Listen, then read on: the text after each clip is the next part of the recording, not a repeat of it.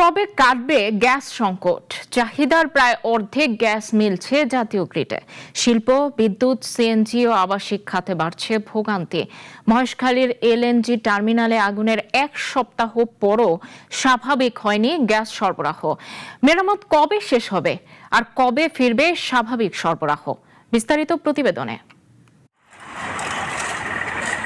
মহেশখালীর ভাসমান এলএনজি টার্মিনালে অগ্নিকাণ্ডের পর জাতীয় গ্রিডে প্রতিদিন প্রায় ৪৫ ঘনফুট গ্যাস কম সরবরাহ হচ্ছে।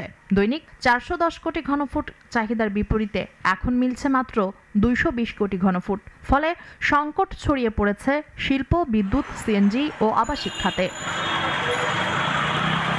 কবে কমবে এই গ্যাস সংকট? পেট্রোবাংলার তথ্য বলছে, বিদেশি বিশেষজ্ঞদের তত্ত্বাবধানে চলছে মেরামত। ৫ থেকে ৮ দিনের মধ্যে একটি বয়লার চালু হলে বাড়তে পারে প্রায় ৩০ কোটি ঘনফুট গ্যাস সরবরাহ। তবে টার্মিনাল পুরোপুরি সচল হতে লাগতে পারে আরও ৭ থেকে ১০ দিন। সংকটের সবচেয়ে বড় ধাক্কা শিল্পে। গ্যাস নির্ভর অনেক কারখানায় উৎপাদন নেমেছে ২৫ থেকে ৩০%। বিকল্প জ্বালানিতে ব্যয় বাড়ছে, তৈরি হচ্ছে রপ্তানি আদেশ সময় মতো সরবরাহের শঙ্কা।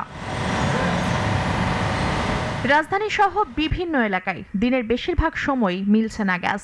কোথাও গভীর রাতে মিলছে সামান্য চাপ, কোথাও সেটিও নেই। এলপিজি ও বৈদ্যুতিক চুলার ব্যবহার বাড়লেও বাড়ছে পরিবারের অতিরিক্ত ব্যয়। গ্যাস নাই কে? গ্যাস মনে করেন থাকে না।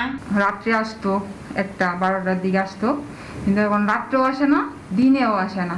খড়ি দেওয়ার আনতাজি, খড়ি টোকাই কথাজি। মানুষে কি করে, গ্যাস আলারা গ্যাস দেয় না, কিছু না, কষ্ট করার নাকি আঙ্গ। গ্যাস চাপ কমে ভোগান্তি বাড়ছে সিএনজি স্টেশনেও। প্রয়োজনীয় চাপের ১/৩ কম গ্যাস পাচ্ছে অনেক স্টেশন। আজকে ১.৫ ঘন্টা গেছি, তৈরি হয়েছে মাত্র ৬৫ টাকা গ্যাস ঢুকাইছি। গ্যাস ঢোকে ২০০ টাকা ঢোকে ১০০ টাকা, ৫০ টাকা ৮০ টাকার গ্যাস ঢোকে।